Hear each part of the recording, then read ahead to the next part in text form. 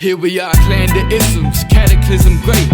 Our people out here struggling, trying to make it in this state. Everybody out here doing it, but we the ones who late. Now family, we the ones who gotta delegate. Get that money and the power, never be fake. Stick to code, sign for 3. What did he say? Create jobs, support our own.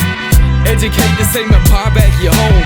Got 3 degrees, triple 10. 3 PhDs, now we on the CNN. BBTV, let's talk about negligence. Ignorance is bliss, but we can turn it to intelligence. Believe none of what you hear, half of what you see. Let's break it down here on Dr. Boy's TV.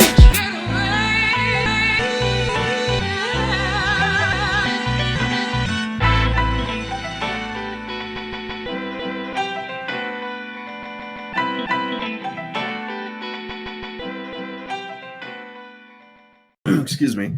I hope you guys are having a good day. I'm Dr. Boyce Watkins from Your Black World and the Black Business School. And I have a few things I want to talk about. What's going on, Ingrid Tater? How are you? Good to see you, sister. So let's get it cracking. First of all, I want to remind everybody that drboycetv.com is the home for intelligent Black people. So you ain't got to be that smart, but you at least got to be woke or trying to wake up. If you're not woke or trying to wake up, then you might want to get out of here because this is not the place for you. Type your hashtag B1 in the chat. Hashtag B1 means that we believe the Black community comes first. Our community matters to us more than any other community. Before we save others, we must save ourselves. So put your hashtag B1 in the chat to let us know what you represent, what you believe in. And I think it's okay for Black people to love Black people and for us to care about our community. So anyway, also what I'm going to do real quick is I'm going to send a text message out. Basically letting people know that we're having this conversation. If you want to get a text message from me when we go live, text the word Boyce to 31996. If you text Boyce to 31996, how you doing, Faye Bishop? I see you in this, sister. Faye Bishop, smartest Black woman that I know, or definitely in the top 5, top 10. There's a few smart Black women. If you're a smart Black man, you'll have smart Black women in your ear. And Faye Bishop is one of the good ones, and God bless you, Faye. So let's see here. Did you guys see? Give me a yes or no in the chat if you saw that interesting interview between Joe Biden and Charlamagne Tha God on the Breakfast Club. Did you see that? It was a really fascinating interview, and Biden. I'm not really sure, but I think Biden might have fucked up. I think Biden might have messed up a little bit. I'll tell you, the interview was really interesting. I listened to the whole thing. And here's the deal. Toward the end, Biden makes a little comment, basically insinuating that if you don't vote for him, then you ain't Black. Did anybody else catch that? That at the very end, he basically says that if you don't see the value of voting for me over Trump, then you ain't Black. First of all, let's start from the beginning. How many of you are offended by that statement? Some of y'all might not be offended. Some of y'all might think it's okay. It's okay to think it's okay. We respect diversity of opinions here. We're not like some of our crazy liberal friends who want to cuss you out and tell you that you're stupid because you have a different opinion from them. I don't do that. I believe in you believing what you believe. As long as we all agree that Black people should come first, then we on the same page. Okay. I'm seeing a lot of me's and yeses, and Irene says me, and Sandra says yes. Can you play Dr. Boyce? I'm highly offended. Yeah, well, you know what? I'm not going to play the clip on YouTube because YouTube likes to censor people and stuff like that. And every time I share any clips from the Breakfast Club, I get a weird penalty on my channel because they're really big on censorship. Even when I was on the Breakfast Club, I shared a couple of the interviews that I did on the Breakfast Club, and they would always I'd always get these little penalties on my YouTube channel. So I'm not going to share the clip, but I did put the clip on my Instagram at the end of the interview. So my Instagram is The Real Boyce Watkins. If you go to The Real Boyce Watkins, you can see that little clip at the end. And it's really an interesting interview. I even took some notes as I listened to it to try to sort of understand it and to kind of hear it out just to make sure I knew what I was talking about. and I can shape my thoughts. So I'm going to just briefly go through my thoughts, and I'm not going to waste a lot of your time today, but I want to kind of sort of give you some things to think about in this interview. As we move forward, do me a favor, please hit the thumbs up button. Please hit the thumbs up button right now if you haven't done this yet. Heart the Artist, it says you can play the audio copyright free. That's what they say, but then you get these copyright dings, and it just doesn't, it just never works out. So I'm not going to play the audio. I'm going to encourage you to go watch the interview. Again, there's a clip of it on my Instagram, The Real Boyce Watkins, but you can also watch the full interview in its entirety online. So here's the first thing I noticed about the interview that I thought was interesting. And I sent Charlamagne a little text to let him know that I thought he did a good job. You know, overall, I approve this message. You know, everything Charlamagne does, I can't vouch for everything he does. But when a brother does something that I agree with, I think it's important to have some encouragement. So I just said, you know, I thought you did a great job. I want to make sure, I want to just make that clear. I watched the interview, and first thing I noticed is that Biden talked too fucking much. Like, he wouldn't shut the fuck up. Like, he just was talk. And I guess that's a politician's way of kind of controlling the conversation. So he just kind of rambled on and on and on and on and on and on and on about all the great things he's done and everything else. And Biden's a good communicator, though. You know, he didn't get to this point in politics by being a stupid man. You know, maybe he's losing a little bit of his he's losing a few of his faculties. It's you know, he's, I mean, the man's not, he's not a spring chicken, but he had all his faculties there in that interview. I felt like he was communicating in a really cogent sort of way, but he talked a little bit too much. I didn't like that. The other thing he didn't do, or he did, but that I took note of, is he used typical Democratic Party scare tactics. What they tend to do is they know that Black people are easily triggered. They know that Black people are easily, like, we like to react to stuff. Like, oh Lord Jesus, oh Lord, we get bug-eyed and scared, and that's when white folks come in and they present themselves as your heroes, your saviors, your Lord and Savior Jesus Christ, and they present themselves as the people that are going to protect you from the thing that scares you. So the number one thing that Biden mentioned repeatedly throughout the interview is the number of Black people that are dying from the whole, you know, COVID thing, right? Which is real. It's very real. There are real deaths that come with the COVID.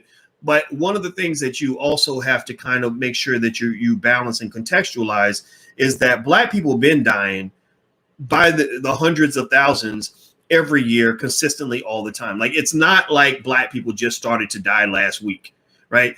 You know, again, going back 3-4 months ago, and I'm gonna keep bringing this up until the day I die, when we had that whole crazy Lizzo controversy where I called out the mass promotion of obesity and diabetes and heart disease to the Black community as if it's a cool thing, as if it's body positivity, and everybody gave me the backlash. I said, oh, okay, so you must be okay with Black people dying as long as you're being entertained as you die. As long as Lizzo's big butt is out here doing her left cheek, right cheek, drop it low and then swang, then y'all think that's cool, so you're okay with Black death. Apparently Black death does not bother you, so fine, fuck it. Let's just move on. But don't applaud death and heart disease, diabetes, strokes, and obesity in the Black community 1 minute, and then the next minute try to get all emotional and go Jesus Christy on me when you see that, you know, another 10,000 people died from COVID or whatever, right?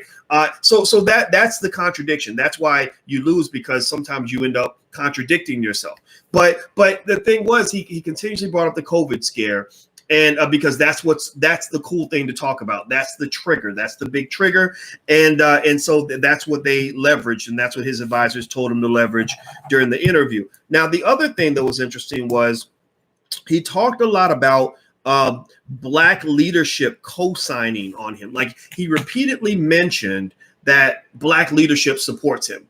Black leadership, you know, I always get the endorsement from the NAACP. I always get the Congressional Black Caucus. They agree with everything that I do.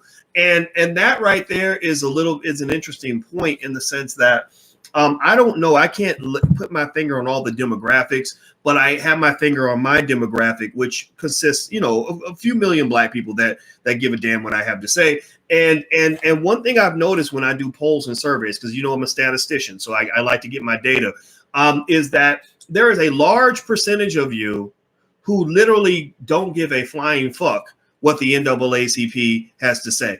In fact, how many of you in here right now, give me a yes if you have a fuck to give about what the NAACP and the Congressional Black Caucus says, and give me a no if literally it goes in one ear and out the other. Like, give me a no if you don't take cues from the CBC and the NAACP. Give me a yes if they guide you, if that's your primary guide on what you choose to believe as a black person.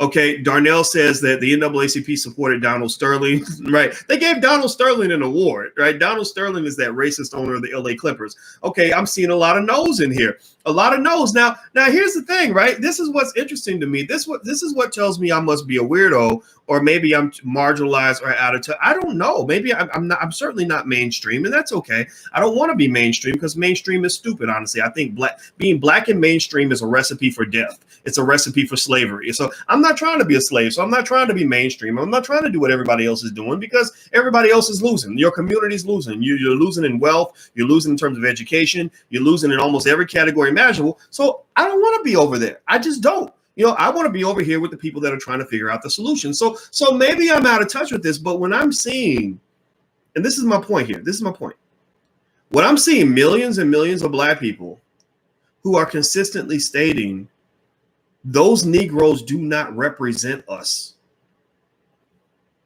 I can't help but feel like there must be something to that.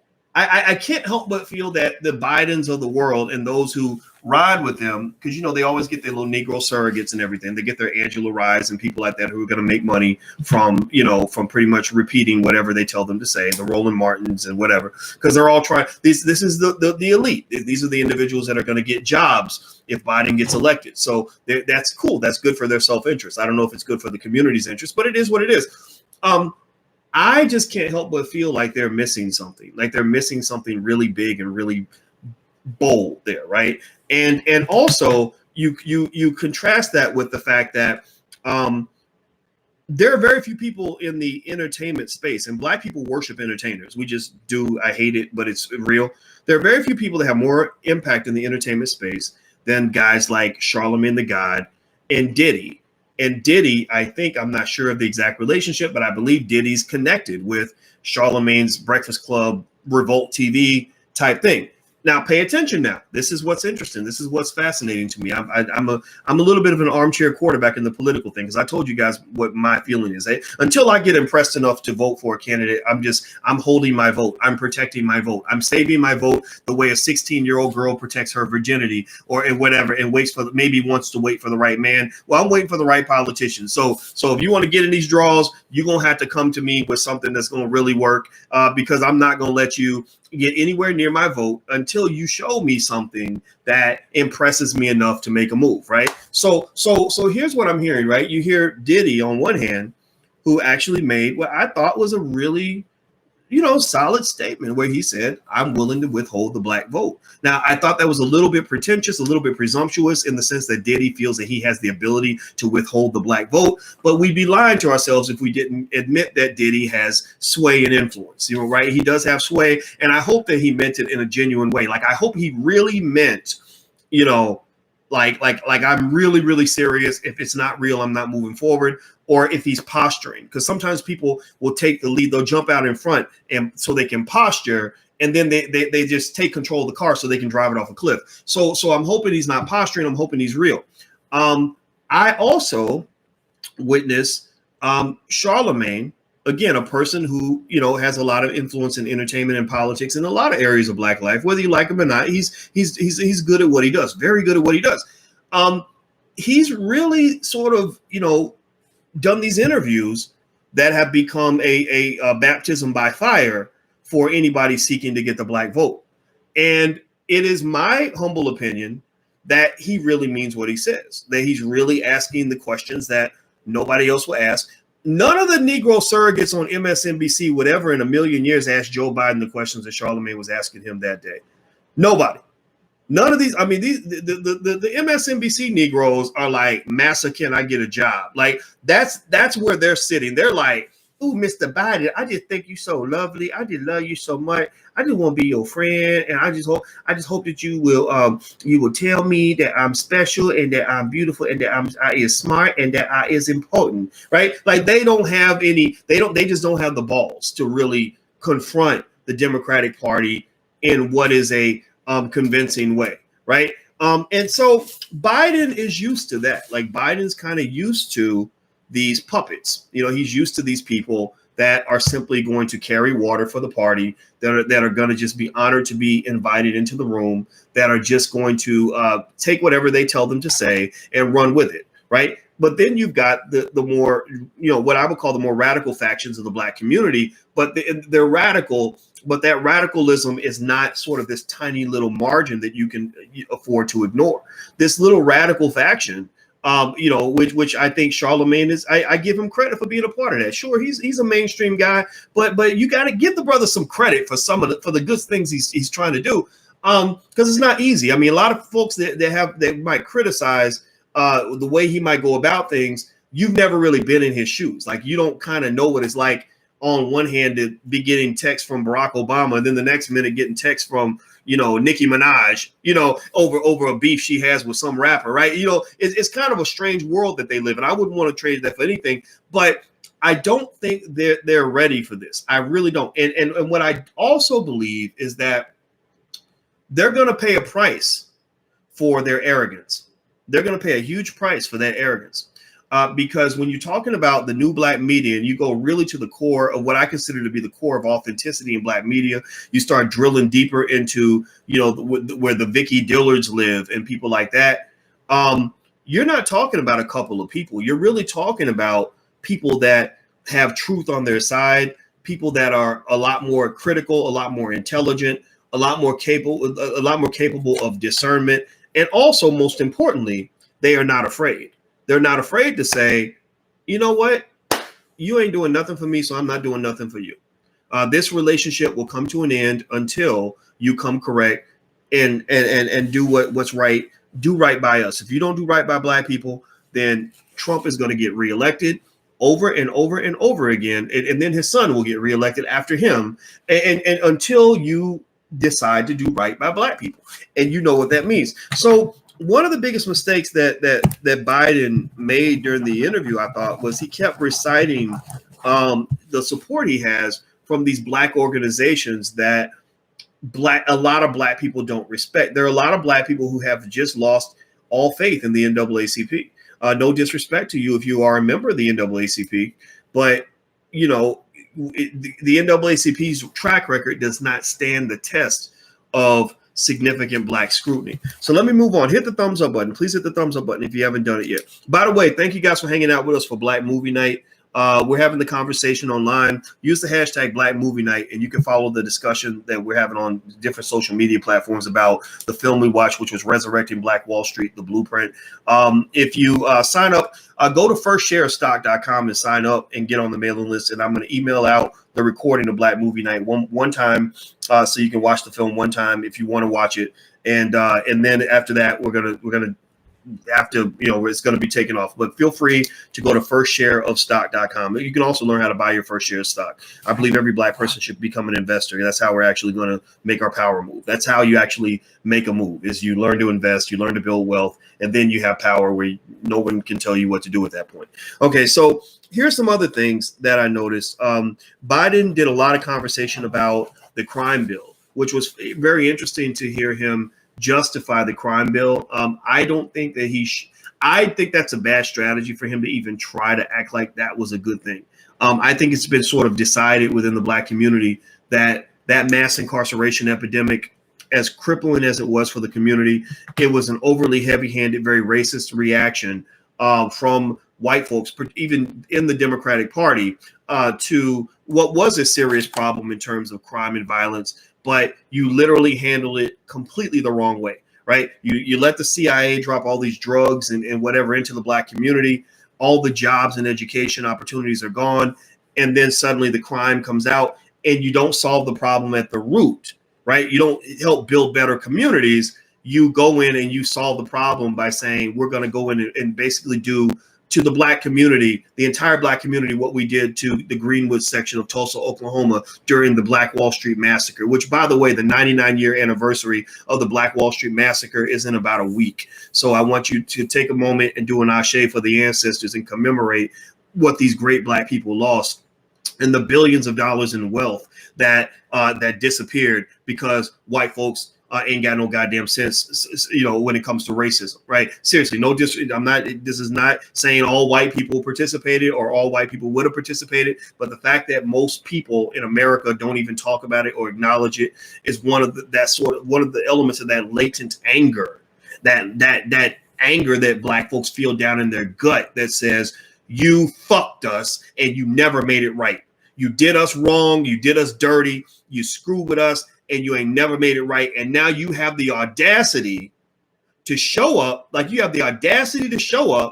asking for our vote, trying to scare us into giving you our vote, acting like you are our savior when you have not ever done right by black folks.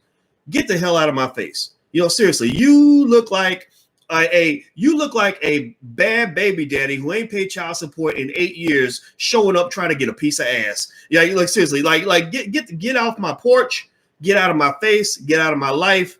There's no space for you here anymore, right? And I think that's what is not addressed, right? That elephant in the room of legitimate black anger that is not addressed. This whole idea of where is my land?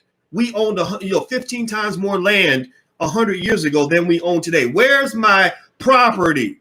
Where's my wealth? Where are my resources? Where are those bank accounts? Where's all the businesses that we should have inherited? Where's our cash? Where's the shit that you took from us and never gave it back? We can't even begin to have any other conversation until we have a real conversation about the real shit that you took from us. And I think that there are many folks who feel that way, and your anger is completely justified. It's completely justified. It's okay to be mad if you're black because you got a lot of stuff to be mad about. So I watched this interview with Charlemagne and Biden.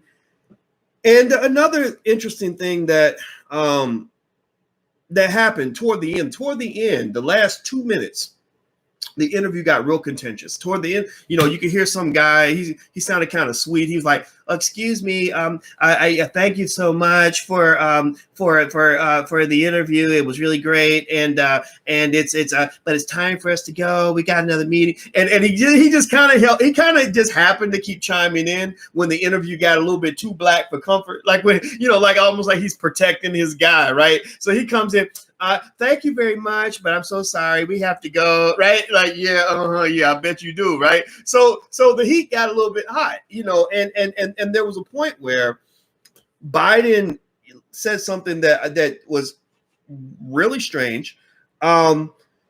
He basically says, if you can't understand why you should vote for me over Trump, then you ain't black. I said, what? Did he really just say that? Did this arrogant white man literally just walk in this interview like a damn overseer, like a plantation overseer, and literally claim his right to define what it means to be black? You're legislating blackness now? So you mad because the governors or because Trump wants to, institute his little policies or whatever and tell people what to do, which is fine. I don't care how you feel about that. But you're literally coming in and saying, if you don't vote for me, then you ain't black. Ain't that a bitch? Ain't that a bitch? The first thing is, I'm glad he said that, because it's not that often that white folks act white enough for you to really see the white supremacy that exists in the blood of even the people that you think are your allies. Basically what he's saying when he says, if you don't vote for me, then you ain't black, he's really behaving like a pimp. He's basically saying, the same thing Trump said. Remember when Trump was running for president and Trump said, well, black people, what have you got? What the hell you got to lose? Right? Remember he said that? And the Democrats got outraged because he said that. And it was right. He had no right to say that. And he should be doing more. He certainly should be doing more. Right? But then Biden comes along and basically says the same damn thing. When he says, if you don't vote for me over Trump, then you ain't black. He's basically saying, what have you got to lose? What options do you have? What, you going to go vote for him? Oh, well, you can't do better than us. If I don't love you, then nobody will. If we don't take you, then nobody. You ain't got nowhere to go. And that is the kind of statement an abuser makes, right? An abuser kind of says, you know, if I don't take you in, if I don't love you, if you ain't got me, you ain't gonna have nothing. You ain't got nothing out there if you don't come back to me, right? And so I think that anybody who feels like you want to actually teach them a lesson by saying, no, actually, we do have options. We actually do have freedom. And freedom means that I'm going to do whatever the hell I want. That you will never in a million years ever have the right to tell me what it means to be black. You do not define my blackness. I don't even let black people define my blackness. I got a bunch of people coming in my inbox talking about you, your doc, you ain't sounding black right now. You cooning out, doc. You ain't black enough. And my response every single time is, fuck you and the horse you rode in on, because you will not ever in a million years define what my blackness means to me. There is no one way to be black, and it certainly is not defined by whether or not you are a member of the Democratic or Republican parties. That is an incredibly ridiculous, arrogant, disrespectful thing to say.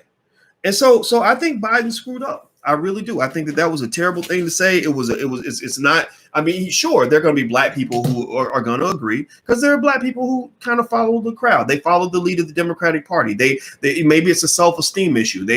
Or a fear issue, right? Like black folks aren't known for our courage. We're just not. I'm sorry. We're not known for having the ability to stand up to white folks, right? We're known more for following along and kind of hoping for the best and praying to white Jesus and whatever, and marching. You know, if somebody shoots one of your kids, you don't go get a gun. You go get a Bible and you hold a march in a prayer meeting. And then they shoot more of your kids because they're like, oh, okay, so you ain't gonna do shit. All right, cool. We're gonna do a Dylan roof on all of y'all, right? Like that's how they see you. They see you as weak. They have no respect for you. Dr. Claude Anderson broke all that down yesterday, actually. If you go to drboystv.com, you can check out the interview. Dr. Claude Anderson basically said, white folks don't just dislike you because you're black. They mostly dislike you because you're weak.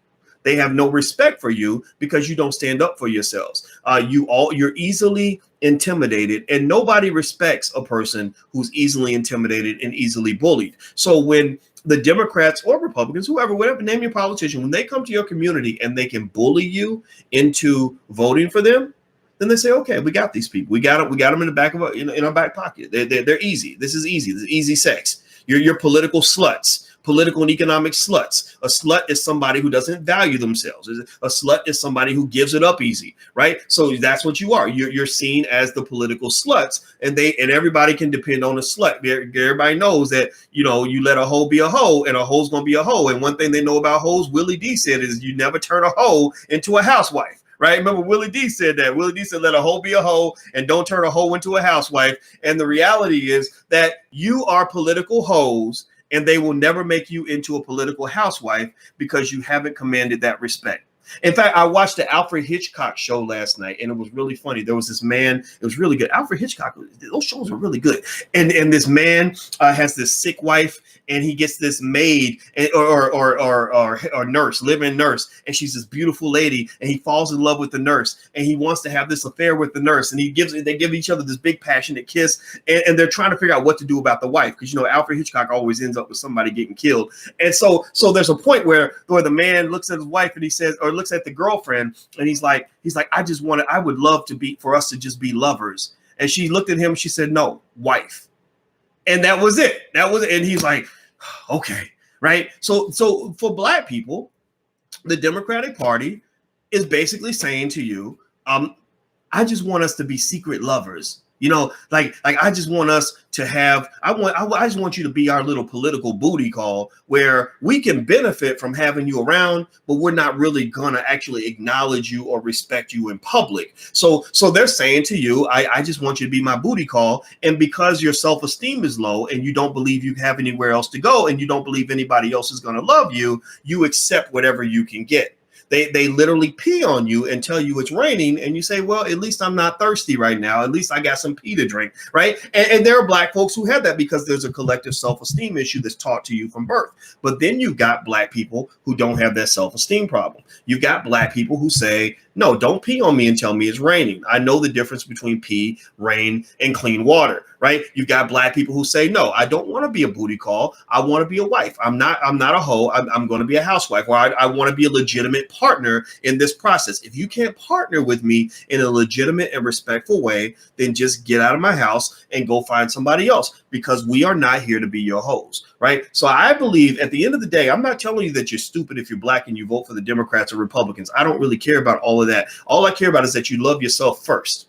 And if you love yourself first and you care about yourself first, then you're not going to support anybody anywhere that doesn't have that same reciprocity when it comes to showing that they love you back. That is a fundamental human principle that I hope that we can agree on. I hope that we can agree that when you give somebody your love, they gotta love you back. And so give me a yes in the chat if you at least agree on that basic idea that of quid pro quo. I love you, you love me. I respect you, you respect me. Equality, right? That's what equality looks like. The Democrats talk all the time about equality. I don't know if they believe in equality, because if you feel that you can come in and intimidate black people into voting for you, or scare them into voting for you, or guilt trip them into voting for you, and not offer anything tangible in return, then there's a lack of respect issue that must be addressed, right? So give me a yes if you at least agree on the concept of equality and reciprocity. And at that point, what I want you to do is I just want you to take that concept, make it mean to you whatever it's going to mean to you. I'm not here to tell you what to do, because God forbid, I'm not here to be another Joe Biden. I'm not here to tell you that if you go vote for somebody that you ain't black enough. I don't care who you vote for. I'm not even going to ask you, because at the end of the day, I just want you to vote for yourself. I want you to vote for your children. I want you to vote for your community. I want you to vote for your family. I want you to vote for your last name, not your first name. I want you to vote for your legacy. And that means doing what's best for you and doing what's best for your family. And that's the best advice I could ever give you in a million years. So last point I'll make, Biden at the end of the interview, he mentioned something about extending black voting rights for 25 years. The Democrats need to stop doing that. Stop bragging about the fact that you've extended black voting rights, because I'm not here to disagree that we shouldn't have voting rights. But what I am here to say is that the reason that the Democrats consistently mention black voting rights is because they need you to be able to show up to put gas in the tank of their car so they can drive it to the White House. They need you to consistently show up and give them your votes so that they can then have the power that comes with having people voting for them, right? And I'm not saying that that's always a bad thing. Sure, that's fine. But remember, at the end of the day, if you're giving someone power and they're not using that to also empower you, then basically you're, once again, being put in the category of being a political hoe. And at the end of the day, nobody in their right mind is going to turn a hoe into a housewife. So it's not up to the person who's exploiting the hoe to change their behavior. An abuser is going to be an abuser, right? Seriously, a predator is going to be a predator. Right? A womanizer is going to be a womanizer. So it's not so much up to you expecting. Some of y'all go through life expecting an abuser, a womanizer, or a nasty person to suddenly become kind to you. And instead, you must also look internally and realize that maybe the choice is up to you. Maybe the onus is on you to not just expect them to change their behavior, but it's also on you to change your standards, because when you change your standards, they will typically change their behavior. When a woman stands up to a man, I think this is the perfect analogy. When a woman stands up to a man and says, no, this is not acceptable in this house. No, you're not going to get away with that anymore. No, I'm not falling for that bullshit anymore. Then what you'll find is that men elevate their behavior. They respond to you. I teach my daughters this. I tell them, look, you train a man how to treat you. You teach him how to treat you. That's why the same man will treat the men. Fellas, please confirm this for me so that they know I'm not talking out of the side of my ass. You can have the same damn man who treats two women completely different based on what they let him get away with. Seriously. And that is 100% true. So that same energy that comes up when you talk about relationships, and I think it's also true when you reverse the genders too. And we can talk about that as well, but let's stick with this analogy so I don't get confusing here.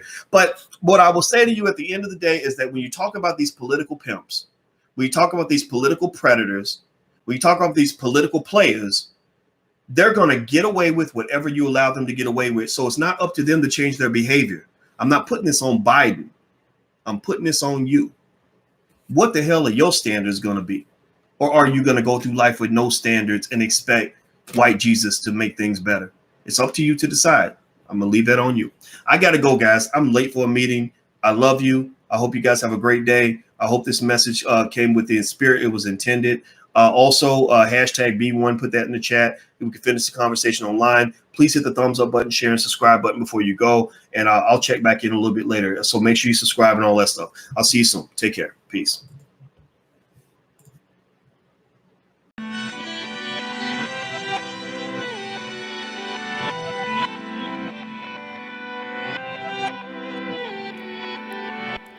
Here we are, clan the isms, cataclysm great. Our people out here struggling, trying to make it in the state. Everybody out here doing it, but we the ones who late. Now family, we the ones who gotta delegate. Get that money and the power, never be fake. Stick to code, sign for 3. What did he say? Create jobs, support our own. Educate the same empire back your home. Got 3 degrees, triple 10. 3 PhDs, now we on the CNN. BBTV, let's talk about negligence. Ignorance is bliss, but we can turn it to intelligence. Believe none of what you hear, half of what you see. Let's break it down here on Dr. Boy's TV.